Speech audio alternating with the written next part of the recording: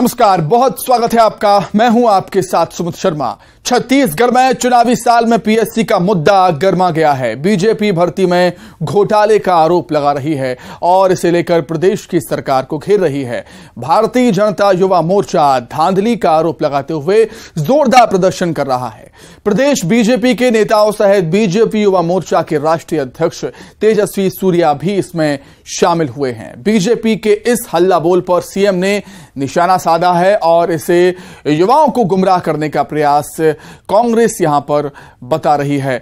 और इसी को लेकर हमारे सवाल भी हैं और सवाल आपको हम ग्राफिक्स के माध्यम से बड़ी स्क्रीन पर इस समय दिखाएंगे। और सबसे बड़ा और पहला सवाल है कि पीएससी एग्जाम क्यों बना है सियासत का मुद्दा। आखिर पीएससी एग्जाम में छत्तीसगढ़ में सियासत क्यों हो रही है, यह सवाल नंबर 1। सवाल नंबर 2 यह है कि किस आधार पर घोटाले का आरोप लगा रही है बीजेपी जो आरोप लगा रही है राज्य सरकार पर, उसका आधार क्या है, यह भी सवाल उठता है कि किस आधार पर बीजेपी आरोप लगा रही है। तीसरा सवाल यह है कि बीजेपी के पास घोटाले से जुड़े क्या तथ्य हैं तो सामने लाइए। जैसा कि सीएम भूपेश बघेल ने कहा कि अगर तथ्य हैं आपके पास तो आप सामने लेकर आइए। सवाल नंबर 4, चौथा सवाल यह है कि क्या परीक्षा में भर्ती के नियमों का उल्लंघन हुआ है। यह भी बड़ा सवाल है कि क्या पीएससी भर्ती परीक्षा में नियमों को ताक पर रखकर नियमों का उल्लंघन किया गया। आखिरी और पांचवा सवाल यह उठता है कि चुनावी साल में पीएससी के बहाने युवाओं को साधने की कोशिश तो नहीं है ये। जिस तरीके से बीजेपी सड़कों पर उतर आई है इस कथित घोटाले को लेकर, क्या चुनावी साल में इस मुद्दे के बहाने जनता को साधने की कोशिश है, इसी पर आज हम चर्चा करेंगे। हमारे साथ दो खास मेहमान जुड़े हुए हैं। राजीव जी हमारे साथ बीजेपी की तरफ से और सुबोध जी हमारे साथ कांग्रेस की तरफ से। आप दोनों का बहुत स्वागत करता हूं मैं न्यूज 18 मध्य प्रदेश छत्तीसगढ़ में। आपसे मैं चर्चा करूंगा, लेकिन उससे पहले दर्शकों को एक रिपोर्ट दिखा देते हैं। रिपोर्ट देखिए आप। क्योंकि चुनाव सामने है और इसलिए इस प्रकार से प्रदर्शन इसलिए कर रहे हैं ताकि युवाओं को गुमराह किया जा सके।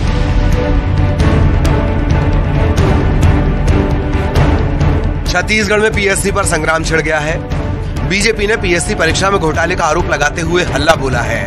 भारतीय जनता युवा मोर्चा के राष्ट्रीय अध्यक्ष तेजस्वी सूर्या रायपुर पहुंचे हैं। पार्टी युवाओं के मुद्दे पर सरकार के खिलाफ बड़े प्रदर्शन के लिए सड़क पर उतरी है। हालांकि सीएम भूपेश बघेल ने इसे चुनावी साल में युवाओं को गुमराह करने का प्रयास बताया है, लेकिन बीजेपी इसे देश का सबसे बड़ा पीएससी घोटाला बता रही है। तेजस्वी सूर्या ने प्रदेश के युवाओं के साथ अन्याय इसे बताया है। इस पीएससी घोटाला जो मैं मानता हूं देश के सबसे बड़े पीएससी घोटालाओं में एक है, इसके खिलाफ युवा मोर्चा प्रदेश की करोड़ों युवा कार्यकर्ताओं के साथ आज प्रदर्शन कर रहे हैं। और ये पीएससी घोटाला छत्तीसगढ़ के युवाओं के प्रति किया गया बहुत बड़ा अन्याय है, घोर आपातकाल है। बीजेपी पीएससी में घोटाले का आरोप लगाते हुए सड़क पर उतर आई है। सीएम भूपेश बघेल ने इस पर निशाना साधा। उन्होंने कहा कि पीएससी ने अपनी वेबसाइट पर बता दिया है कि कहां गड़बड़ी हुई, लेकिन बीजेपी ये नहीं बता रही कि क्या गड़बड़ी हुई। सीएम ने यह भी कहा कि अगर बीजेपी तथ्य बताए तो सरकार जांच के लिए तैयार है। उन्होंने कहा कि चुनाव आने वाले हैं, ऐसे में बीजेपी युवाओं को गुमराह कर रही है।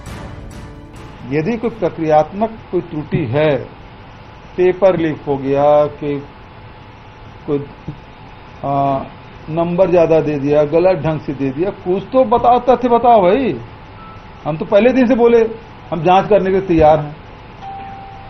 तो केवल आप क्योंकि चुनाव सामने है और इसलिए इस प्रकार से प्रदर्शन इसलिए कर रहे हैं ताकि युवाओं को गुमराह किया जा सके।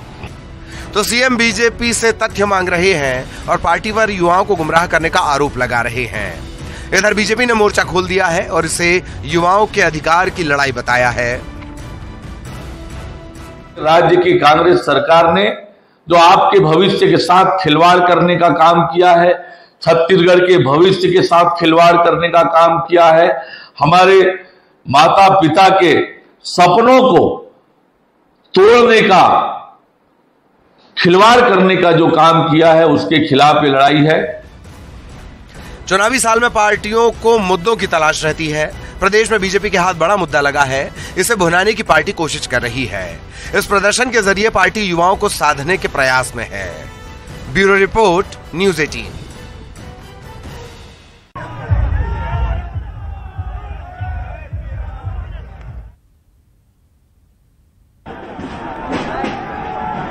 चाबी तो मेरे पास है। सुशील, चल ऊपर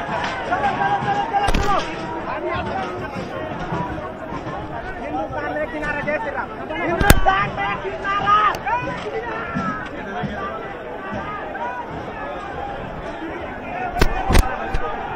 चल चल।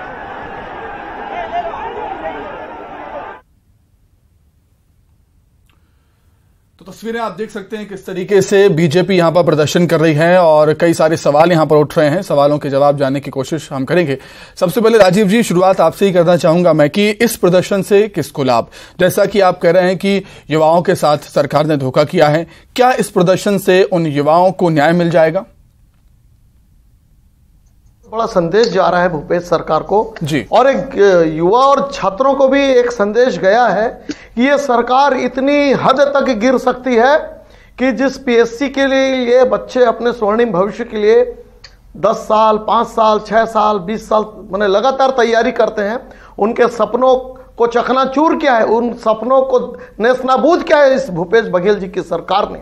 साहब, यहाँ टामन सिंह सोनवानी एक अफसर हुआ करते हैं जिन्हें भूपेश बघेल जी ने अपने कार्यकाल में कहा था महाभ्रष्टाचार शिरोमणि।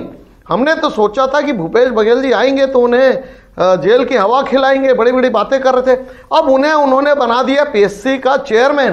अब भ्रष्टाचार की शुरुआत वहां होती है। हमने तो उनके खिलाफ एक्शन किया था, हमारी सरकार ने उन्हें सस्पेंड किया था। अब सोनवानी साहब आते ही साथ पता नहीं क्या व्यापार किया, पीएससी जैसे पवित्र संस्थान में उन्होंने बोली लगवाई 60 लाख की, 65 लाख की, 70 लाख की। बोली लगाने के साथ उन्होंने अपने घर के अपने बच्चे को, अपनी बहू को, अपनी बिटिया को, अपने तमाम रिश्तेदारों को और कांग्रेस पार्टी के लीडरान के तमाम बड़े लोगों को उन्होंने समाहित कर लिया।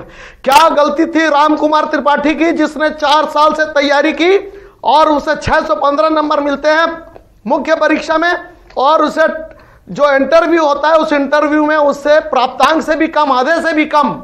मतलब आपने पीएससी में ये मापदंड तय किया कि जो रिटर्न में 80% लाता है उसे आप 17 नंबर देते हैं, पासिंग मार्क्स से भी कम।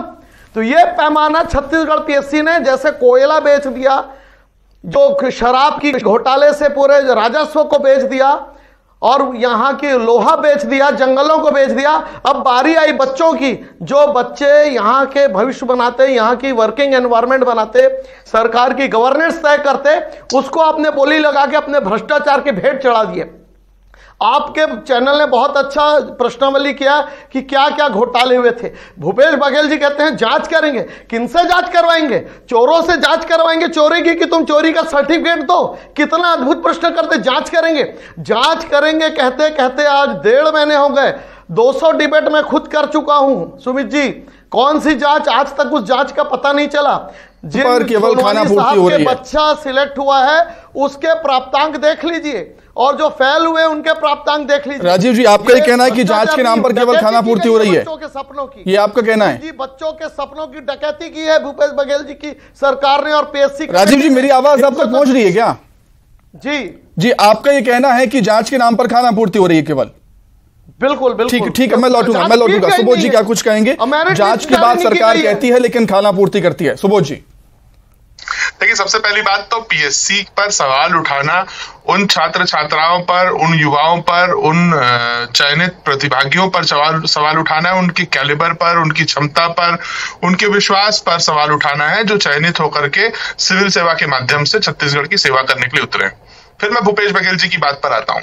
उन्होंने कहा यदि कोई सबूत हो यदि कोई सबूत हो, फिर सुन ले राजीव चक्रवर्ती जी और पूरी भाजपा, यदि कोई सबूत हो तो लाकर जमा कराएं, उस पर जांच करा लेंगे।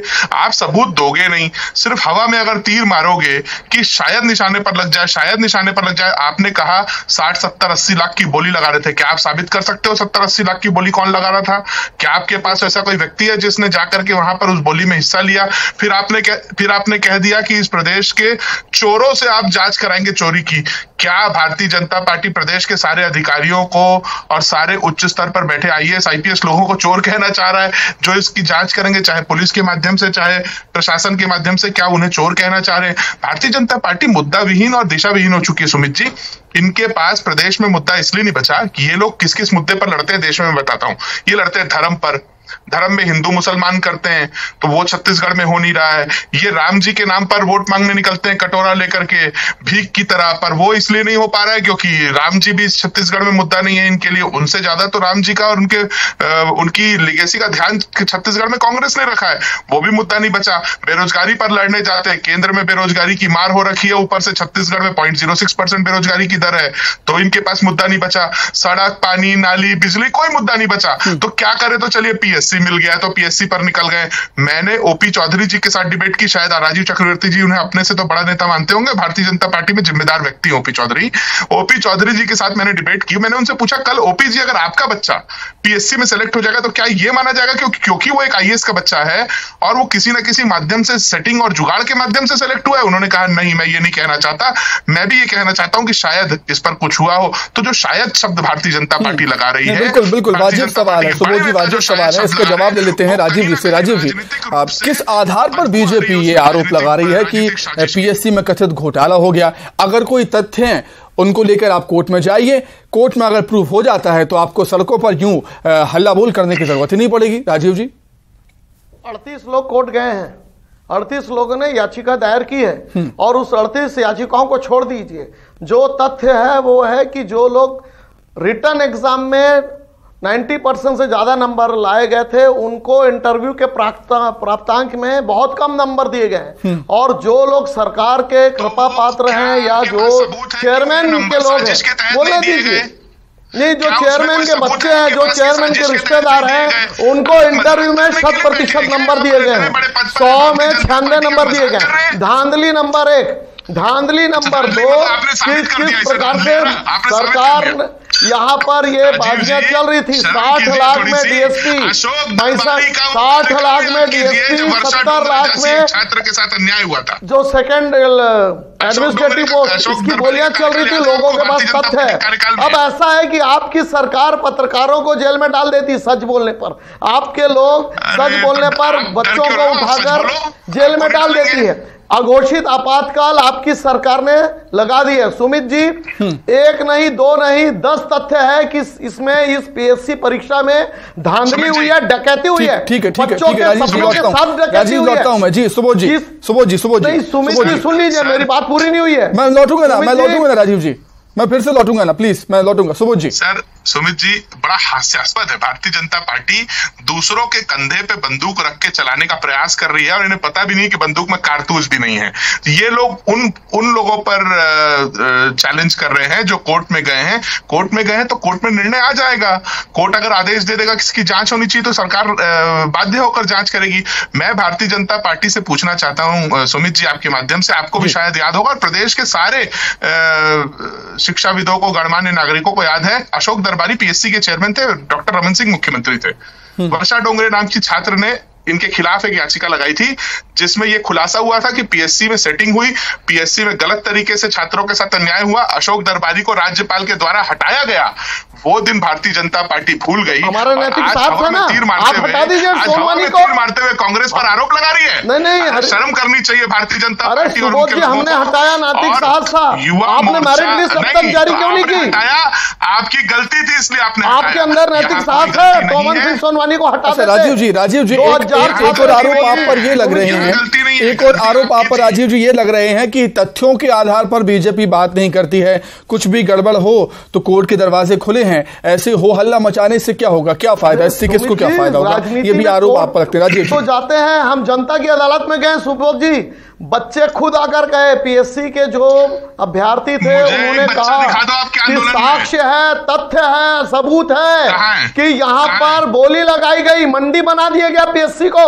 छत्तीसगढ़ के पीएससी में 60 लाख में सीटों को बेचा गया। और या तो जो पीएससी चेयरमैन है उन्होंने code of conduct, Sumit ji, जब पीएससी का एक नियम है, कोड ऑफ कंडक्ट है, जब पीएससी चेयरमैन या पीएससी के सदस्य के कोई घर के लोग बैठते हैं, ठीक है, आखिरी 20 सेकंड सुबोध जी प्लीज, आखिरी 20 सेकंड।